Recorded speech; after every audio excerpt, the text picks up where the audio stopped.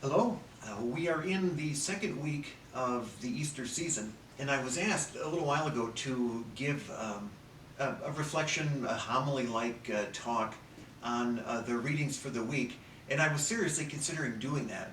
And then I had reason to kind of rethink and maybe put that off until next week or at least next time, because I happen to be walking through my living room at home, and I don't have a ton of art hanging everywhere, but I was going through the living room and I realized that the picture on the left of the screen that I have here, which hangs in my living room, it depicts the gospel that we heard on the second Sunday of Easter last week, the story of the upper room and Thomas not being there, and so on.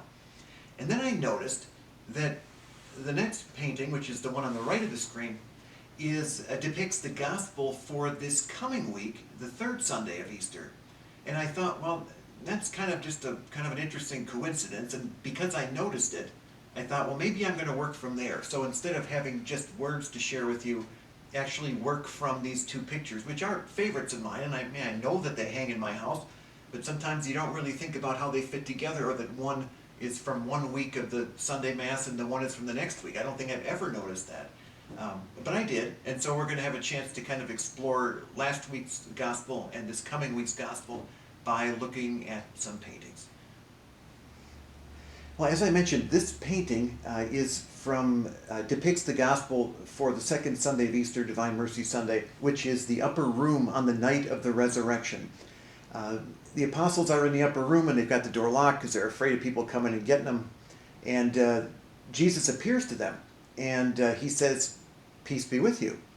Now, if I were Jesus, I would probably not, this is the first appearance to the apostles, I would probably not have said to them, "Peace be with you." I probably would have said something like, "Hey guys, thanks for all the help on Thursday night." But Jesus has got a different approach and he wants them to come to faith in him, and so he appears there. And they have an encounter, but we're told that Thomas is not there. So we're told that the next week they are again gathered in the upper room just like before. Jesus comes into the room without opening the door. And Thomas this time is there, and Jesus knows that Thomas had not believed the other apostles, that he had really risen and appeared to them. So he tells Thomas, if you don't believe, come on over and see for yourself. You can touch my hands, you can touch my feet, you can put your hand in my side, whatever you want to do. Quit not believing, believe. And the wonder of this painting is that it takes place at that really critical moment where Thomas is there. And in the gospel, we don't know what Thomas does, if he does anything other than say to Jesus, "My Lord and my God." We don't know if he actually goes and checks anything, checks out the hands, the feet, Jesus' side. But in this picture, there is no doubt what's going on. And it's not really even necessarily Thomas's initiative. Thomas is the figure right here. Because as we see in the picture, his finger is going into Jesus' side, right over there. But Jesus has his left hand on Thomas's wrist, and he is holding it. He's like saying, don't pull back. I'm gonna guide your wrist right where it needs to be, so that you can put your finger in my side and realize I'm really here and that I'm really risen from the dead. So Thomas has kind of an interesting expression on his face. I'm sure he doesn't know what he's supposed to do. Jesus is looking down, I think, rather lovingly to Thomas and the other apostles. We don't really know who they are. They're also watching the scene. But the wonder of this particular picture is it captures that definitive moment where, at least in this understanding of what's happening, Thomas cannot but come to realize that Jesus has really resurrected from the dead, because his finger really is going into his side. So it's a very powerful moment. Everyone's kind of looking subdued. But what a wondrous moment that's got to be for Thomas, who realizes that this really is the Lord Jesus in front of him, and that who is touching him right at this moment. So again, kind of subdued, kind of a darkish painting, and at the same time, a great moment of revelation and joy. The painting that we see here is by the same artist, an artist by the name of Caravaggio. Both of them were painted around the year 1600. And this particular painting shows the gospel refers to the gospel that we are going to hear this weekend, the disciples on the road to Emmaus.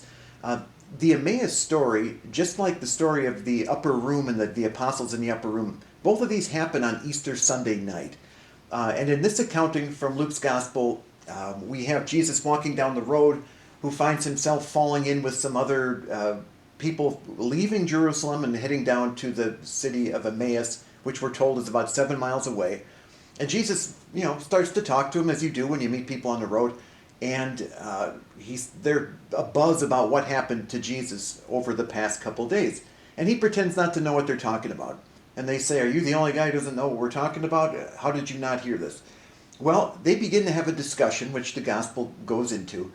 And it gets very interesting for the disciples walking on the road. And they want Jesus to have dinner with them because they'd still like to, have them keep talking. It's getting dark. It's time to eat.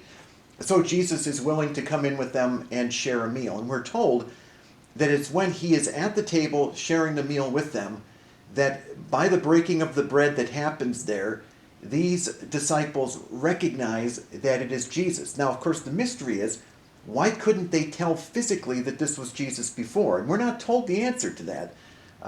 The Gospels seem to suggest that after Jesus rose from the dead, he was the same person in many different ways, and yet his body was glorified and he was a little bit different. And whatever the reason of the description, people had a difficult time, even people who knew him well, had a difficult time recognizing that it was Jesus until he said something like their name, or he did something like broke the bread. Then suddenly their eyes are open.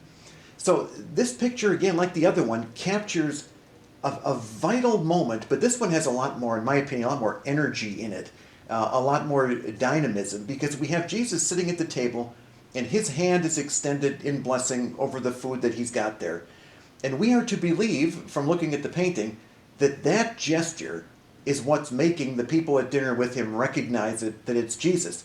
If you look at the gentleman on the left, who looks like he's wearing a green sweater with the kind of a patch on the elbow where the thing is ripped, he is gripping the hands of his chair, and his elbows are bent like he's about ready to launch out of that chair, or at least pretty far away from the table.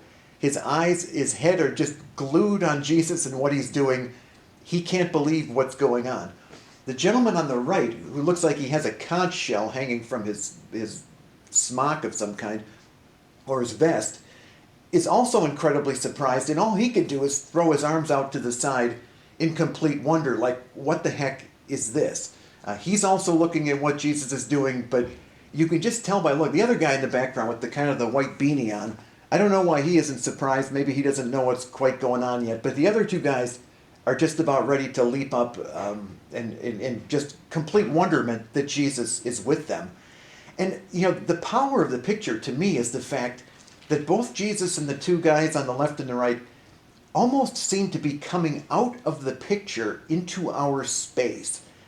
It kind of brings us into the picture because it's so dynamic that you can almost picture like you're standing on the other end of that table with someone like his elbow is coming right out of the picture. The guy on the right, his hand, it almost seems like it's reaching out of the frame. And the way that Jesus' hand is there and kind of foreshortened so that it looks shorter than it actually is, all of that looks like these figures are coming right out of that picture to us. And I think the point of the picture, and I think the point of the gospel, is that when you recognize Christ present among you, you should be in wonder.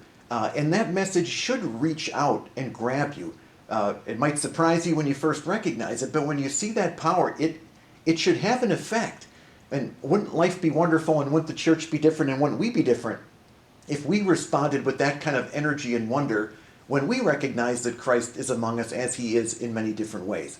So this picture is, again, very different in a lot of ways from the other one, but it is the same artist. It's painted about the same time, and yet it's got a message of hope and power and dynamism that really kind of literally reaches out and grabs us. So maybe when you're hearing the gospel reading this weekend, you can think of this picture and what's going on. It's certainly what I think of when I hear the story of the road to Emmaus. This moment, these figures, Jesus in the center, kind of helps make it a little bit livelier sometimes when we have something that we can picture. This is what I'm going to be thinking of when I hear the gospel.